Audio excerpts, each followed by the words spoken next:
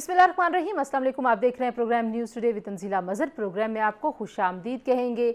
इस वक्त जो पाकिस्तान में सबसे ज़्यादा चीज़ ज़ेर बहस है वो है पेट्रोल की कीमतों में इजाफ़ा, चीनी की कीमत में इजाफ़ा, घी की कीमत में इजाफ़ा, दालों की कीमत में इजाफ़ा, आटे की कीमत में इजाफ़ा और महंगाई का जो रोना है वो एक गरीब आदमी से लेकर मुतवसत तबका और जो वेल ऑफ लोग हैं अब वो भी रोना शुरू हो गए हैं। अवाम बहुत तंग महंगाई से, लेकिन हुकूमत मुसलसल एक ही बात का इजहार कर रही है और वो कह रही है जी कि हम तो रीजन में सबसे कम कीमत पर पेट्रोल की मसनूआत जो है वो बेच रहे हैं, हम तो बोझ उठा रहे हैं और हम जिस तरीके से ये पॉलिसी लेके चल रहे हैं इस पे हुकूमत पे तनकीद नहीं होनी चाहिए बल्कि हुकूमत की तारीफ़ होनी चाहिए। दूसरी जानिब हुकूमत ने जो रिलीफ पैकेज दिया है उस रिलीफ पैकेज को पाकिस्तान मुस्लिम लीग नवाज़ ने तकलीफ़ पैकेज कह दिया है। उस रिलीफ पैकेज, उस टारगेटेड सब्सिडी से कितने लोगों का फ़ायदा होगा, कुछ इस हवाले से बात करेंगे। हुकूमत लॉन्ग टर्म पॉलिसियाँ कैसे बेहतर कर रही है, सिर्फ माजी की हुकूमतों को इल्ज़ाम देना क्या हुकूमत का यही काम है? आज भी फवाद चौधरी साहब ने जो प्रेस कॉन्फ्रेंस की उन्होंने कहा जी हम इसी दुनिया का हिस्सा हैं, पूरी दुनिया में कीमतें चीज़ों की बढ़ रही हैं और हम किसी और सियारे पे नहीं रहते, ये मुश्किल वक्त है। लेकिन साथ साथ उन्होंने माजी की हुकूमतों पे भी तनकीद की और सिंध हुकूमत पे तनकीद की कि सिंध में जो महंगाई है उसकी ज़िम्मेदार सिंध हुकूमत है। तो हुकूमत जो तौजीहात पेश कर रही है महंगाई के ऊपर, लोगों की तकालीफ के ऊपर, वो तौजीहात कितनी सही हैं? क्या इससे बेहतर कोई जस्टिफिकेशंस हो सकती हैं? क्या हुकूमत जिस लबो लहजे में ये तो जिहाद पेश करती है वो बेहतर हो सकता है? कुछ उस हवाले से बात करेंगे। मेरे साथ जो पैनल मौजूद है उनसे आपका तारुफ भी करवाते हैं जी, लेकिन जो एक और मामला है आखिर में कुछ उस पर बात करने की कोशिश करेंगे। तहरीक लब्बैक पाकिस्तान के सरबराह साद रिजवी साहब को रिहा कर दिया गया, बहुत सारे हज़ारों की तादाद में उनके कारकुन भी रिहा हो रहे हैं, लेकिन अभी तक मुआहदे की कोई तफसीलात सामने नहीं आई और अपोजिशन मुसलसल ये कह रही है कि मुआहदा खुफिया नहीं रहना चाहिए और हुकूमत को बताना चाहिए अवामी नुमाइंदों को, अवाम को, कि उन्होंने इस तहरीक के साथ क्या मुआहदा किया है। अपेरेंटली लग रहा है कि उनकी सारी बातें मान ली गई हैं। मेरे साथ मौजूद हैं जी सलमान शाह साहब, साबिक वज़ीर ख़जाना। हमारे साथ मौजूद हैं कैसर अहमद शेख साहब, पाकिस्तान मुस्लिम लीग नवाज़ के रहनुमा हैं और बिजनेसमैन भी हैं, और मुसर्रत जमशेद चीमा साहिबा पाकिस्तान तहरीक इंसाफ की सीनियर रहनुमा हैं, स्पोक्स पर्सन है पंजाब हुकूमत की। तीनों मेहमानों का बहुत शुक्रिया। सलमान शाह साहब, गुफ्तगू का आगाज़ मैं आपसे करना चाहूँगी। इन्फ्लेशन एक इंटरनेशनल फिनोमेना है, ये बात कुछ लोगों को समझ आती है, लेकिन एक आम आदमी को कैसे समझाना चाहिए हुकूमत को, और हुकूमत के पास उस आम आदमी की तकालीफ को कम करने के लिए क्या जस्टिफिकेशन है, और ये जो पैकेजेस हैं क्या ये काफ़ी हैं? कुछ इस हवाले से बताइए कि आप क्योंकि ख़ुद भी वज़ीर ख़जाना रहे हैं, उस वक्त भी लोग कहते होंगे महंगाई है, ये पॉलिसी ठीक नहीं है, ये पॉलिसी गलत है। तो इस तरह की जो बात है और इस तरह का जो अभी सिनेरियो बना हुआ है महंगाई के हवाले से, उसको हुकूमत क्या सही तरीके से रिस्पॉन्ड कर रही है? देखिए, एक बात तो तंजीला सब मानते हैं कि ये हालात जो हैं पाकिस्तान की इकॉनमी की, जो इन्वायरमेंट है, इतनी मुश्किल इन्वायरमेंट मेरा ख्याल पिछले 50 साल में भी नहीं हुई, और उसकी चंद वजूहात हैं। और उसमें एक बहुत बड़ी जो वजूहात हैं उसमें एक जो है वो ये है कि हमारी जो इकॉनमी है ये इम्पोर्ट डिपेंडेंट इकॉनमी बन चुकी है।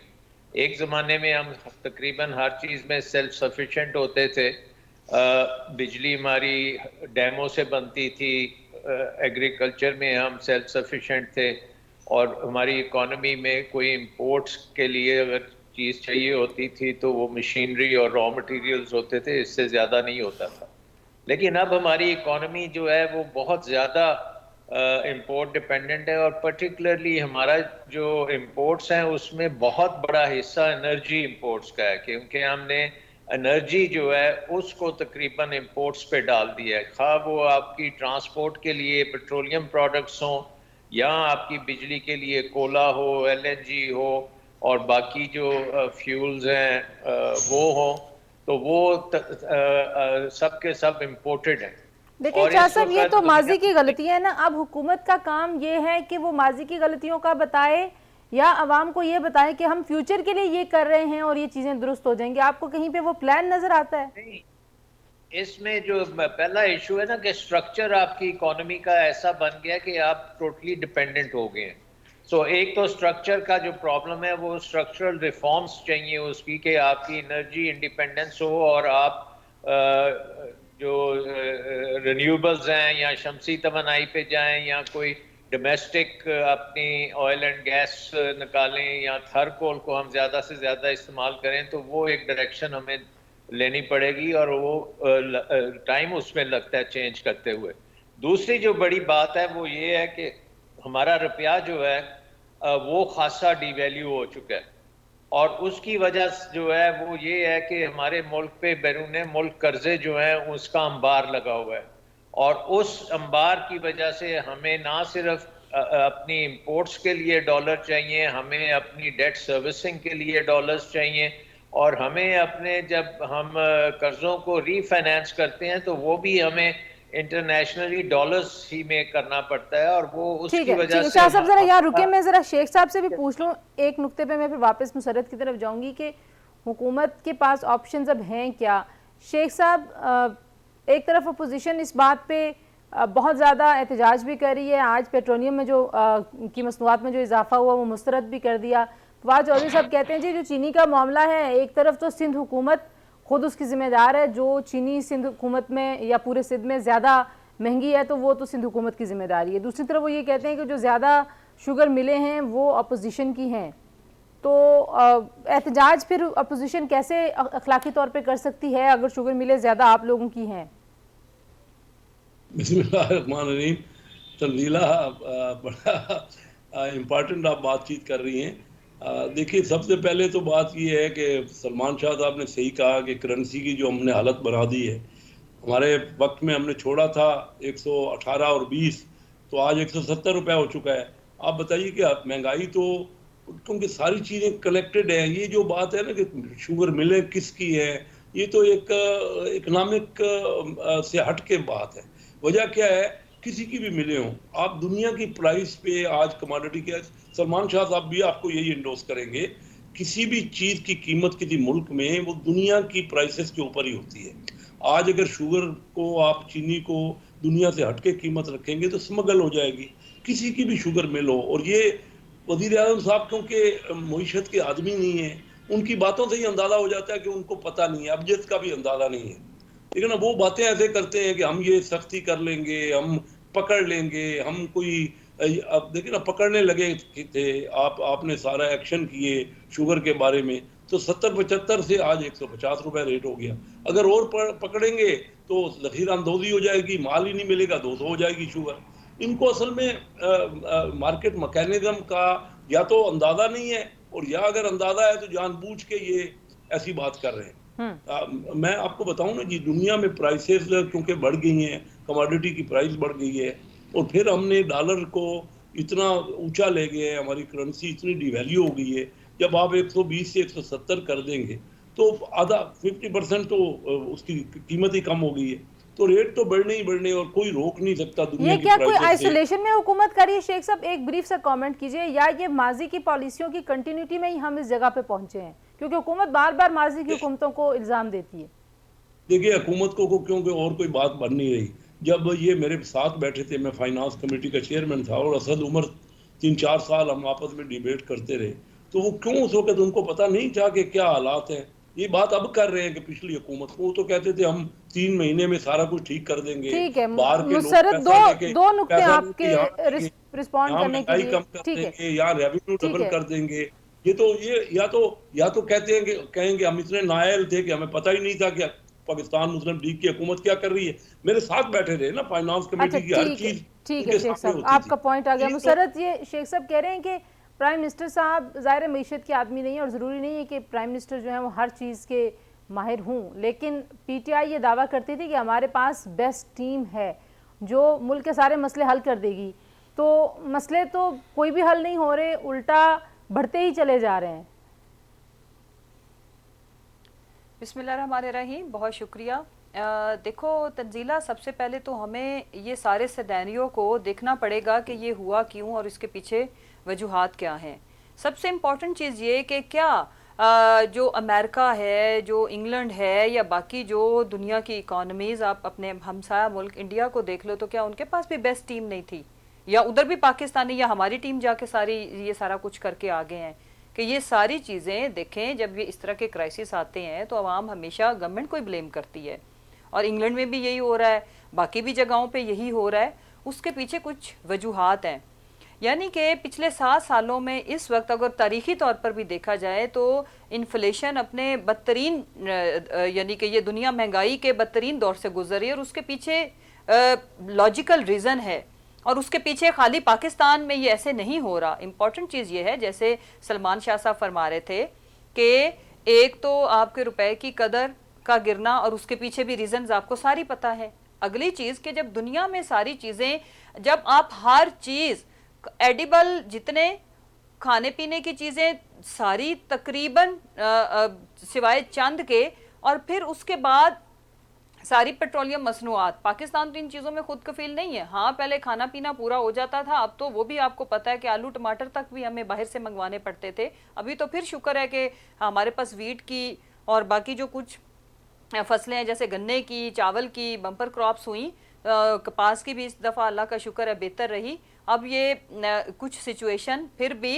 अगर हम ये कहें, लेकिन मुशर्रफ जिन मुल्कों का आप नाम ले रही हैं, लेकिन वहाँ पे इन्फ्लेशन है, तो क्या वहाँ की हुकूमतें माजी की हुकूमतों को ही सिर्फ इल्जाम दे रही हैं या कोई प्लान पॉलिसी भी लेके? ये बड़ा अच्छा सवाल है तंजीला।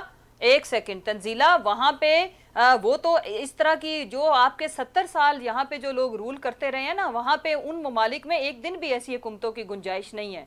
लेकिन अगर वहाँ की बेस्ट डेमोक्रेसी वाली कंट्रीज, बेस्ट इकोनॉमीज वाली कंट्रीज अगर इस सिचुएशन को फेस कर रही है, तो हमारी तो पहले ही हमें तबाह हाल मिली, इससे तो किसी को डिनाई नहीं होना चाहिए। एक ब्रेक ले लूं, मैं पीछे जाएं तो पाकिस्तान हर चीज में ग्रो कर रहा था। मैं 2-3 चीजें मुझे प्लीज कंप्लीट कर लेने दें। देखें, फवाद चौधरी की आपने प्रेस कॉन्फ्रेंस का जिक्र किया, सिर्फ मेरी 2 चीजें उसके ऊपर मेरा मौकफ ले लें कि वो बात बिल्कुल ठीक कर रहे हैं। ये चोर मचाए शोर, शुगर माफिया तो ये खुद है, हम तो गवर्नमेंट में बैठे हुए लोगों की तो नहीं है। और ये कि उसी चीज के खिलाफ होर्डिंग करके तो ये क्या वो इस रियासत से लिया हुआ, हमने तो कानून बनाया।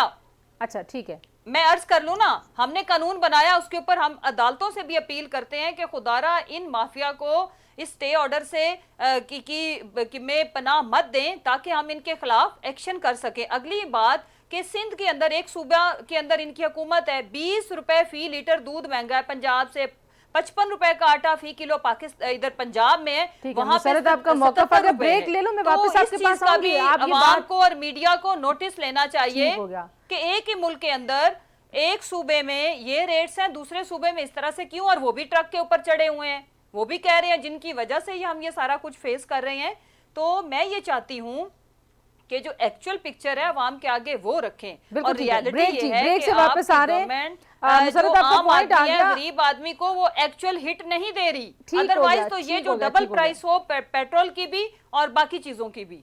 सही, आपका मौका आ गया जी। ब्रेक ले रहे हैं, ब्रेक से वापस आएंगे, सलमान शाह साहब से पूछेंगे कि क्या माजी की हुकूमतों को सिर्फ इल्ज़ाम देते रहना पाकिस्तान को इन मसाइल से निकाल सकता है। आगे के लिए प्लान में उनसे पूछ रही थी, स्ट्रक्चरल रिफॉर्म्स होनी चाहिए, सब कहते हैं होनी चाहिए, करनी किसने, हुकूमत ने करनी, हुकूमत ने क्या किया है। ब्रेक के बाद इस पर बात करते हैं, हमारे साथ रहिए।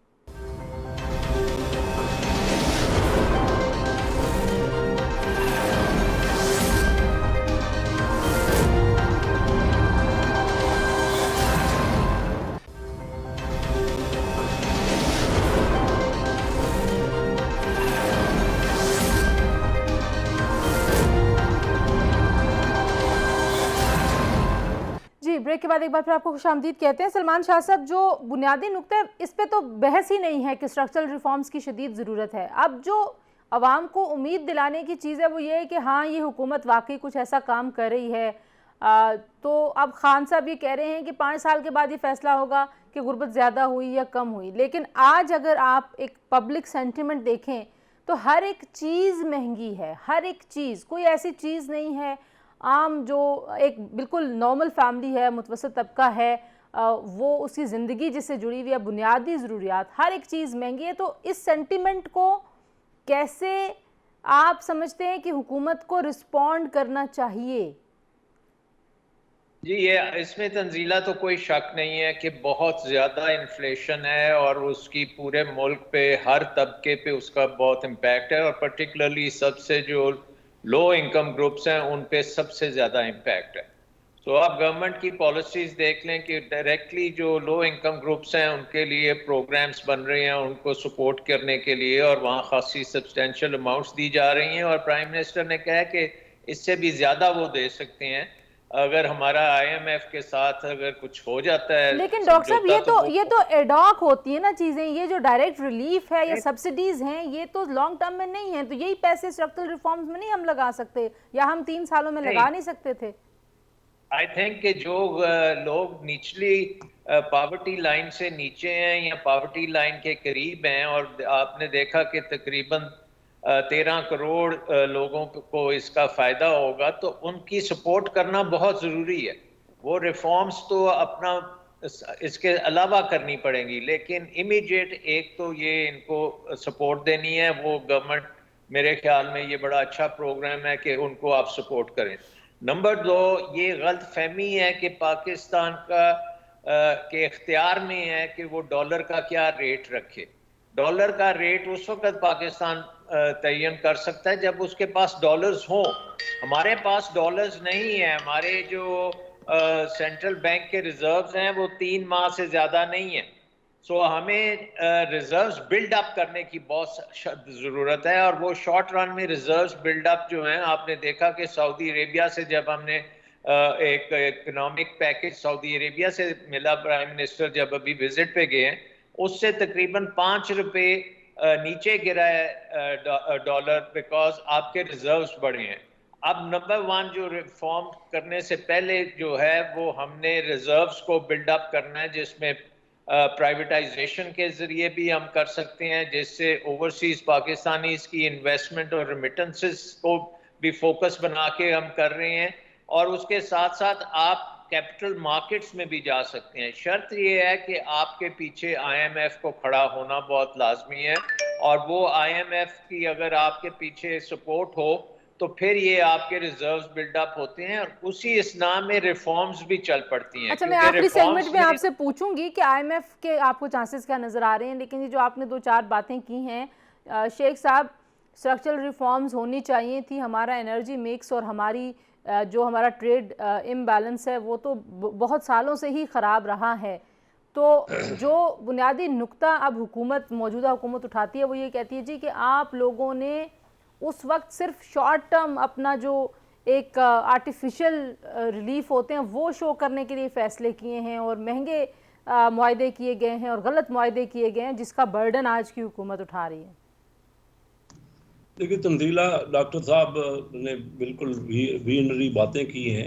मैं आपको बताऊं कि असद उमर खुद उन्होंने एक्नॉलेज किया, जब इन्होंने डिवैल्यू किया ना करेंसी को, तो इनका ख्याल था कि एक्सपोर्ट बढ़ जाएगी और हमारे रिजर्व बेहतर हो जाएंगे, या हमारा ट्रेड डेफिसिट जो है कम हो जाएगा, एक्सपोर्ट बढ़ जाएगी। अभी इस वक्त 120 से 170 रुपया किया, तब भी इस वक्त हमारी इंपोर्ट जो है पहली बार पाकिस्तान की तारीख में 3 गुना है एक्सपोर्ट से। एक्सपोर्ट तो बढ़ी नहीं और आम आदमी को नुकसान हो गया। अब जैसे डॉक्टर साहब कह रहे हैं कि कहाँ से रिजर्व बनते हैं, रिजर्व बनते हैं अगर बाहर से पैसा आ जाए, डायरेक्ट फॉरेन इन्वेस्टमेंट हो।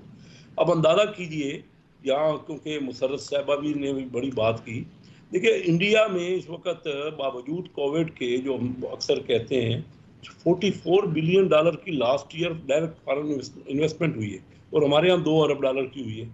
ये इमरान खान साहब तो कहते थे हम आएंगे तो बाहर से पैसा आएगा, कहा इन्होंने ये कहने के, या तो उनका विजन नहीं था, या उनको समझ नहीं थी, या फिर इन पे एतबार कोई नहीं करता कि यहाँ जब तक देखिए कब तक आप कर्जे लेते रहेंगे, और कब तक जाके सऊदी अरेबिया के पास जाके या चीन के पास जाके अपना हाथ फैलाते रहेंगे, क्योंकि हमारा ट्रेड डेफिसिट तो कायम रहेगा। डॉक्टर साहब बता सकते हैं, सलमान शाह साहब, कि इसमें कमी कब आएगी। पहली बार हुआ है कि डॉलर को भी हमने 50 रुपया बढ़ा दिया, उसके बावजूद हमारी एक्सपोर्ट जो है वो तीसरा हिस्सा रह गई इंपोर्ट से।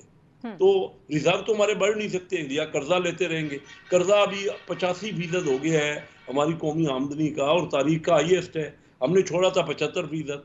ये देखें ना, ये तो सिर्फ बातें हैं और बहाने हैं कि पिछली हुकूमत ने ये कर दिया, वो तो इनसे कुछ नहीं रहा। और मैं तो आपसे कह रहा हूँ कि असद उमर तो उस वक्त बार बार ये कहते थे ना, मेरे पास ही फाइनेंस मिनिस्ट्री में बैठ के, कि हम बाहर से फॉरेन इन्वेस्टमेंट लाएंगे, हम रेवेन्यू को डबल कर देंगे। अब रेवेन्यू क्या बढ़ा, थोड़ा हमने पीपल पार्टी के 5 साल के दौर से डबल किया। अरब से शुरू हुआ और 3800 अरब हम 5 साल में ले गए। ये डबल करें ना, डिवैल्यू करने के बावजूद भी, यानी ठीक है करेंसी की मुसर्रत, कैसे करेंगे आप लोग, क्योंकि आप 7600 करें ना, ये डबल करें। आप बेशक इससे दुनिया कुछ के नहीं साथ हो पा रहा। कंपेयर करती रहे मुसर्रत, लेकिन आपने बिलाखिर, आप जाहिर है पॉलिटिकल वर्कर हैं, आप हल्के में सियासत करती हैं, आपको भी अंदाज़ा है कि अवाम को तो फौरी कोई रिलीफ चाहिए। एक तो आप रिलीफ पैकेज लेके आ रही है मुसर्रत, तो कैसे अवाम को आप मुतमईन इनकी करेंगे? बातें देखिए ना, मैं बात खत्म कर रहा हूँ। इनकी बातों से लोगों के पेट नहीं भरेंगे। देखिए रोज आप पेट्रोल, ठीक है, आपका पॉइंट आगे शेख साहब जी। 120 अरब रुपए का दिया ना आपने 13 करोड़ बंदों को, तो 900 रुपए बनता है फी कस, और अगर 6 महीने में हर महीने लेंगे तो 150 रुपए एक महीने का एक बंदे को मिलेगा। इससे बेहतर था, डॉक्टर साहब को भी मैं ये उनकी तवज्जो भी दिलाऊंगा, अगर हम तनख्वाहें बढ़ा देते उसमें 200 अरब लगता, और अगर हम मिनिमम तनख्वाह 30,000 कर दे और 40,000 रुपए तक की जिसकी तनख्वाह है उसको 25% इंक्रीमेंट दे दें, और जो बाकी छोटा तबका है जैसे ठेले वाले हैं या कोई मजदूर तबका है, उनको ये इंसेंटिव दे देते, क्यों आसान था। इस तरह आप जाया कर, ये जो सिस्टम किया है ना, ये जो 120 अरब रुपए का दिया है, ये छोटा दुकानदार ग्रोसरी। ठीक है शेख साहब, आप अगर बात आप खत्म कर लें, आपका पॉइंट आगे मैं मुसर्रत से पूछिए। मुसर्रत जी, अच्छा तंजीला, इसमें मैं अर्ज करूं कि देखें, हम दुनिया के साथ भी कंपैरिजन कर रहे हैं, और उसके साथ अगर हम तो ये कहते ही नहीं है कि महंगाई नहीं है। एक ख़ास तबके के ऊपर, जैसे सलमान शाह साहब की बात से मैं एग्री करूंगी कि बहुत ज़्यादा इम्पैक्ट है। वो जो लो इनकम वाला हमारा एक क्लास है, तो उनके लिए हमारे एहसास प्रोग्राम के तहत, आपको पता है एहसास प्रोग्राम के अंडर कोई 170 डिफरेंट प्रोग्राम्स हैं, जिसमें हम ये जो जिनकी अफोर्डेबिलिटी के इश्यूज हैं, इस गरीब और महरूम तबके को ही एड्रेस कर रहे हैं। ये पहली गवर्नमेंट है पाकिस्तान की तारीख की जो आम आदमी, गरीब आदमी का ना सिर्फ सोच रही है, कंस्ट्रक्टिव चीज़ें भी हमने, स्टेप्स भी उठाए। अब अगर हम बात कर ले, चले हम बाहर की दुनिया से ये एग्री नहीं करते, मैं अर्ज करूं पाकिस्तान में जो सबसे ज्यादा आज तक जिसका रिकॉर्ड नहीं टूटा, पहले नंबर पर महंगाई जो थी वो साल था 74 से 76 तक। दूसरी दफा जो थी, दूसरे नंबर पे जो थी 2009 से 2011 तक। जो मौजूदा 3 साल हैं, इसमें अगर हम कंपेयर करें माजी की महंगाई की जो रेशो थी, शरह थी, तो वो कोई ये 11वें नंबर पे बनती है। इंपॉर्टेंट चीज क्या है कि हम लो इनकम तबका को ही एड्रेस कर रहे हैं, और वाहिद हमारी गवर्नमेंट है जो आम आदमी का, गरीब आदमी। अब हम ये बात करते हैं, ये कहते हैं कि जी ये लंगर खाने क्या है, कोई भूखा ना सोए क्या है, पनाहगाहें क्या है, सहूलत बाजार क्या है, एहसास कार्ड क्या है। तो ये इन बातों का जवाब हम ये इसलिए कहते हैं कि 5 साल बाद जब हम आवाम की अदालत में जाएंगे तो इनको लोग बताएंगे। ये कहते हैं सेहत इंसाफ कार्ड क्या है, भाई 10 लाख आप 11 करोड़ की पूरी पॉपुलेशन को, और ये पूरी दुनिया में कहीं नहीं है ये सहूलत लोगों को, वेस्टर्न वर्ल्ड में जिनको हम आइडियलाइज करते हैं, खुद अपनी फैमिली की हेल्थ इंश्योरेंस कराना पड़ती है।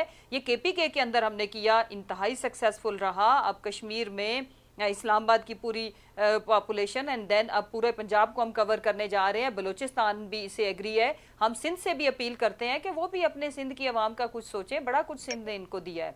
और फिर जो सबसे अहम बात है, हमसे बार बार पूछा जाता है कि आप क्या करेंगे। हम करेंगे नहीं, हम ऑलरेडी कर रहे हैं। और याद रखें कि आपने अपने अवेलेबल रिसोर्सेज के अंदर बेस्ट अरेंजमेंट्स करनी होती है, जो आपके पास है। तो जो हमारे पास है उसमें से जो बेस्ट कुशन हम इनको सपोर्ट कर सकते हैं, आम आदमी को, गरीब आदमी को, हम कर रहे हैं। मैं शेख साहब बड़े ही इंतहाई काबिल एहतराम है और बड़ी अच्छी इनकी पर्सनैलिटी और शख्सियत है। मैं इनसे भी अपील करूंगी कि इन शुगर माफिया को ये भी जरा अपील कर दे, मरियम को कहे ट्रक के ऊपर निकले एक दफा शुगर के लिए। मेजोरिटी ये तो इससे एग्री करेंगे कि ऐसे लोग हैं जो सिंध हुकूमत का हिस्सा है या ऑपोजिशन में या इनके साथ हैं। ऑपोजिशन की मेजोरिटी अगर है शुगर के अंदर, तो इन्हें अपील करें कि ये स्टे ऑर्डर अपना वापस लें, और जो इस मुल्क का कानून कहता है, जो हमने एक्ट तैयार किया उसके तहत ये बिहेव करें। और फिर हम मान लेंगे कि ये जो इनको आम आदमी के दर्द उठ रहे हैं ये बिल्कुल बजा है। सही। अच्छा, मुझे करना चाहिए PMLN को, जी सही, जहां पे आम आदमी को हर चीज से पंजाब के मुकाबले में इंतहाई महंगे दामों मिल रही है। मैंने जैसे पहले अर्ज किया, मैं फिर कहती हूं, शेख साहब से पूछूंगी, ठीक है, मैं शेख साहब से पूछूंगी रुपए इधर आटा उधर वहां पे 77 क्यों है, ये इनसे पूछा जाए, क्योंकि इनका सुबह भी है, इनसे पूछूंगी मैं कि वहां पे क्या हो रहा है। लेकिन एक ब्रेक के बाद मैंने शाह साहब से पूछना है कि जो इकोनॉमिक्स है उसमें लोग डायरेक्ट रिलीफ जो देते हैं या मॉनेटरी पॉलिसीज़ जो ऐसी होती हैं जिसमें डायरेक्ट आप आम लोगों को फंड्स दे रहे होते हैं, वो कितना सक्सेसफुल मॉडल है? क्योंकि थोड़ा बहुत जो हमने पढ़ा है वो ये है कि आप एम्पावर करें, आप सस्टेनेबिलिटी के ऊपर ज़्यादा काम करें। तो ब्रेक के बाद इस पर बात करते हैं, हमारे साथ रहिए जी।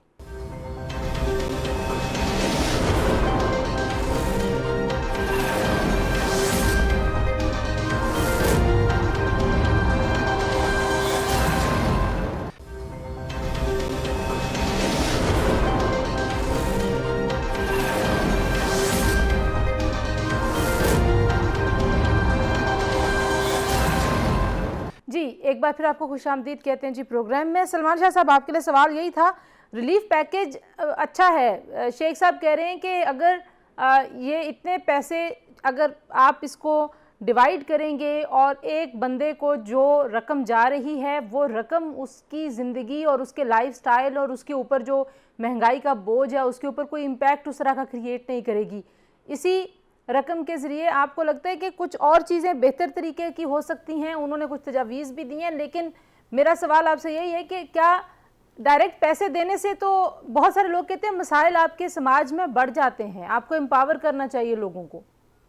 नहीं, आई थिंक ये सोशल सिक्योरिटी नेट पूरी दुनिया में होते हैं और पाकिस्तान अंडर डेवलप्ड मुल्क है, यहाँ पे होना इसका बहुत इम्पोर्टेंट है, क्योंकि जैसे हमने पहले बात की कि कुछ ऐसे सेगमेंट्स हैं पॉपुलेशन के जिनको आपको सपोर्ट करना बहुत जरूरी है। लेकिन सर, अगर आपका खजाना नहीं चल रहा, आपकी प्रोडक्शन नहीं है, आपकी एक्सपोर्ट नहीं है, तो आप जी नहीं, गुजारा चल रहा है ना, उसमें तो आप दे रहे हैं, पैसे भी दे रहे हैं। IMF ने भी उसे एंडोर्स किया और वर्ल्ड बैंक ने कहा कि ये दुनिया का बेहतरीन सिस्टम आपने बनाया है जो डिजिटलाइज है और उसमें शफाफियत बहुत ज्यादा है। अच्छा। दूसरी बात मैं ये कहूँगा कि ये 100 साल में जो पेंडेमिक पे एक दफा आती है उसका भी आप इसमें देखें कि उसके बावजूद हुकूमत इस वक्त 4% इकोनॉमिक ग्रोथ पे जा रही है। रेमिटेंसेस पूरी हिस्ट्री में इतनी नहीं आई जितनी इस दफा आई हैं। $30 अरब रेमिटेंसेस का आया है। उसके साथ साथ आपकी एक्सपोर्ट्स ऑर्डर्स फुल हैं।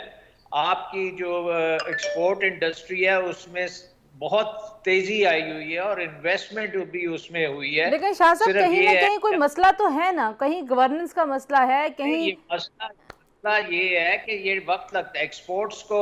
जब आपने इन्वेस्ट करना है तो उसको एक 6 महीने साल लगता है नई कैपेसिटी पे आने पे। इस वक्त आप पूरी कैपेसिटी पे चल रहे हैं। शेख साहब, एक कमेंट आप मुझे दे दीजिए। जो मुसरत बीबी ने बात की है वो कह रही कि आपके पास तो सिर्फ ये मैंडेट तो नहीं है कि आप तनकीद करते रहें, आप जो है वो क़यादत आपकी लेके आए, तजावीज़ भी सामने और आवाम को हल भी बताएं। सिर्फ ये कहते रहेंगे कि ये महंगाई कर रहे हैं, उससे तो आवाम का दर्द कम नहीं होगा।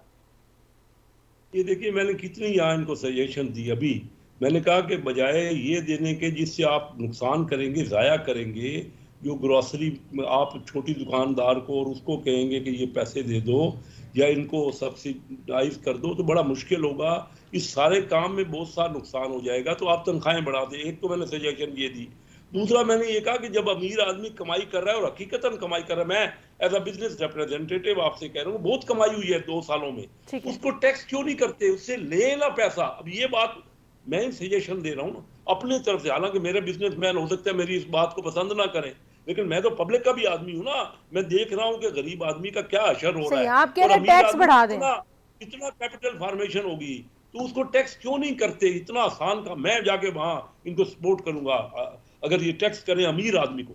ये अमीर को तो और अमीर कर रहे हैं। शेख साहब, आपकी राय आ गई। मुसरत, एक आखिरी बात जो मैं आपसे पूछना चाह रही हूँ वो इकॉनमी से ज़रा हट के है, पंजाब की सूरत हाल के हवाले से है, क्योंकि आप इंटीरियर की जो कमेटी है उसको भी देखती हैं। तो मैं आपसे सिर्फ ये पूछना चाह रही थी कि अभी हमने देखा सारे लोग रिहा कर दिए गए, तहरीक लब्बैक के उनके सरबराह भी रिहा हो गए हैं। अभी तक मुआहदे की तफसीलात उस तरह से सामने नहीं। तो जो पुलिस वाले शहीद हुए उसके लिए पंजाब हुकूमत ने क्या डिसाइड किया है? उनके वरसा को, और जो पुलिस का मोराल बहुत ज़्यादा डाउन हुआ उसके लिए आपकी हुकूमत क्या करेगी? देखें Tanzila, it was very very sad and unfortunate के दोनों तरफ से हमारे एक जो पुलिस हमारी सारी हमदर्दियां अपने उन भाइयों और उन बेटों उन शोहदा के साथ हैं और वो जो सीरियसली इंजर्ड है उनके साथ हैं। लेकिन याद रखें कि रियासत और गवर्नमेंट को जो हमारे अवाम हैं उनके वसी तर मुफाद में और मज़ीद जिस तरफ चीज़ें जा रही थी तो इस तरह के जो टफ़ और मुश्किल फ़ैसले हैं वो लेने पड़ते हैं। मुझे ये बताएं कि गवर्नमेंट अगर ये डिसीजन ना करती तो ये जो तसादुम था इसका फ़ायदा किसी को भी नहीं होता, नुकसान किसका होता? आपके मुल्क का, पाकिस्तान का।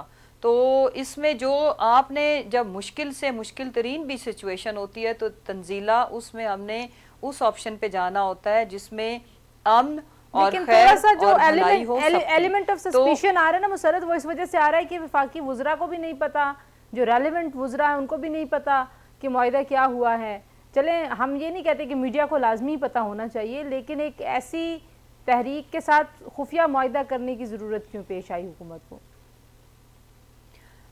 देखें, जो सबसे पहले तो मैंने 12 प्रोग्राम्स के अंदर मीडिया की के हम इंतहाई शुक्रगुजार हैं कि मीडिया ने इस सारी ये जो एक बड़ी वर्स किस्म की सिचुएशन थी उसमें बड़ा ज़िम्मेदारी का रोल अदा किया और जिस तरह से ज़िम्मेदारी के साथ मीडिया ने रिपोर्टिंग की वो इंतहाई काबिले तहसीन है। लेकिन उसमें अभी भी मैं रिक्वेस्ट करती हूँ कि उसी ज़िम्मेदारी का मुजाहरा हमें करना होगा।